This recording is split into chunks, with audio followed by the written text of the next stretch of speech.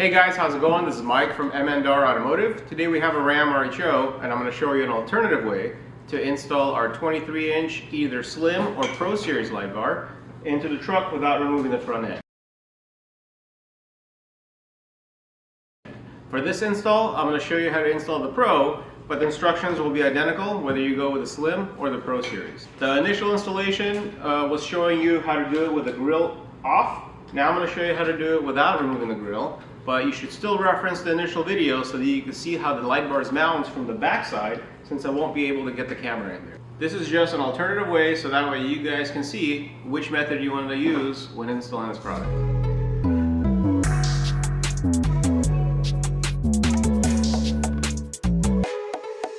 With the M&R kit, you're going to get the 23-inch light bar, and you're going to get two sets of passenger side brackets and two sets of drivers. So the first thing is to put the brackets onto the light bar. I'm going to grab the driver side bracket. There's a hole here. We're going to feed the wire through it. So I'm going to slide this bracket onto the side of the light bar, and we're going to use supplied hardware to secure it. Okay, so if you look at the curvature of the grill, it's actually at a slant. So what we're going to want to do, we're going to want to point it down when we're tightening these bolts and secure it. You can make these adjustments only before you put it on the truck. Okay, now we're going to do the same thing with the passenger side. We're going to grab our bracket. This one doesn't have a wire, so we're not going to have to feed anything through. And we're going to secure it using the supplied hardware. So if you're looking at the light bar from the side, it's actually pointed down. And now we can go to the truck. Alright, so first thing we want to do is actually remove this plastic cover. Just pop the push pins up and put them to the side. So now with all the push pins removed, we can just lift up and put this to the side. So the next thing I want to do, I want to actually remove the hood latch. There's two 10mm screws that are holding it, one on each side.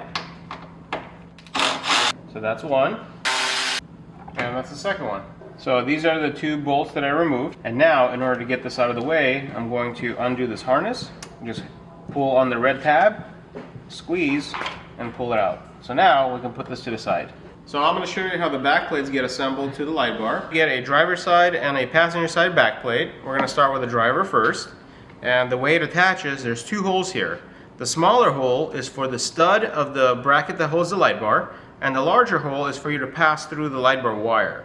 So this is going to go in from the exterior of the truck.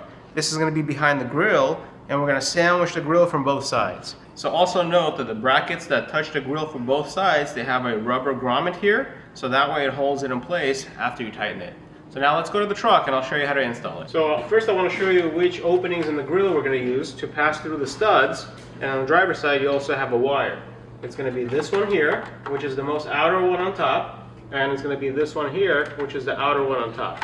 So I'm going to pass my wire through it first. We're going to catch it from the top. I'm going to reach in and grab it.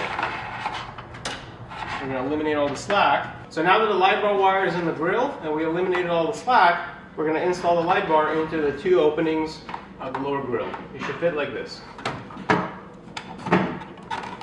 going to install this back plate. I'm going to feed the wire through the large hole of the bracket and make sure that the rubber seal is facing towards the front. Now we're going to install it from the back side of the grill. Now I'm feeling where that stud is, so that way you can thread through. Now we got that back plate on and thread it through the stud. I'm going to go ahead and finger tighten this nut. So now we're going to do the same thing on the passenger side. So now I'm on the passenger side, I'm going to install the back plates. Notice that there's still two holes, but we don't have a wire on the passenger side because we ran it through the driver, so we're not going to worry about it. Thread that stud through the smaller opening. So I'm going to reach in behind, and we're going to install the nut on the back. Just finger tighten it. Alright, so now I'm just going to tighten those nuts from the back using a number 11 socket. You also don't want to over tighten that back plate because it could snap. It's all plastic. So once it's nice and tight, you want to back off. This is good. Now I'm going to do the same thing on the driver. Alright, let's make sure it's nice and sturdy. Wow, that was nice. Much quicker install without removing the front end. So now we're just gonna put the cover back on, put the hood latch back on, and do the wiring. So now the only thing is left is just to connect this power wire directly to your factory auxiliary switches. So whether you purchase the Slim or the Pro Series light bar, the wiring should be identical. We want it on the driver's side because this is where the auxiliary switch hookups are, which is right next to the fuse box next to the battery. Let's go over the wiring of the light bar. So the Pro Series lights always come dual function, therefore it has 3 wires. They have a black wire, which is the ground, they have a red wire, which is the main function of the light, powerful white light, and then they also have a white wire, which is the amber DRL backglow. It's a low intensity amber light. If you purchase the Slim line, it could either come as single function or dual function. If you purchase a single function light bar, meaning it's just either white or amber, you're just gonna get 2 wires, a red and black. Black is the ground, red is the power. If you get the dual function light for the Slim, you're also going to have an additional white wire to connect for your daytime running light. So ultimately, if it's a dual function light bar, you're going to need 2 power sources, and we like to use 2 auxiliary switches. I'll show you how to connect them to the auxiliary switches, which is a bundle of wire right next to your fuse box on the driver's side. Alright, so if you're looking at this was surrounding the wires. So switch number 1, that's the pink.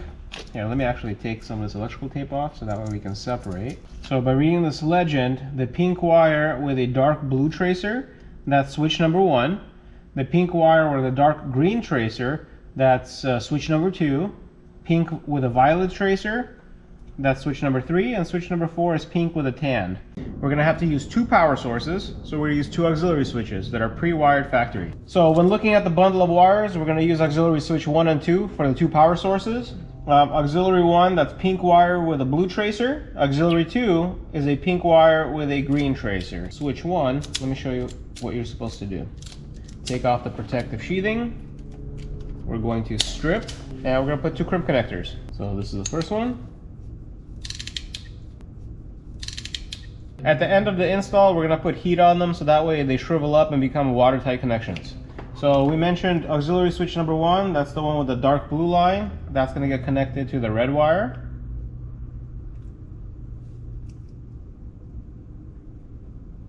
And that's the power for the powerful white light. Then the white wire, we're going to connect it to the green tracer. And that's going to give us the amber DRL. Give it a tug to make sure it's a nice connection. So that leaves us with a black wire.